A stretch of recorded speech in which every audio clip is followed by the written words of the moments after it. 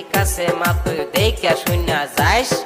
পুলি পিঠা খায়া কিছু আমার লেগা নিয়ে আস বুঝছস আমার লেগা নিয়ে আস হ হ ঠিক আছে তুমি থাকো বাইতে আমি যাই বেড়াইতে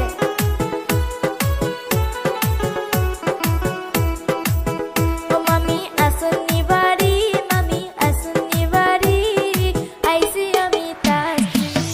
আপনাদের বাড়ি ও তসলি আইসা ঘরে আইসা বসো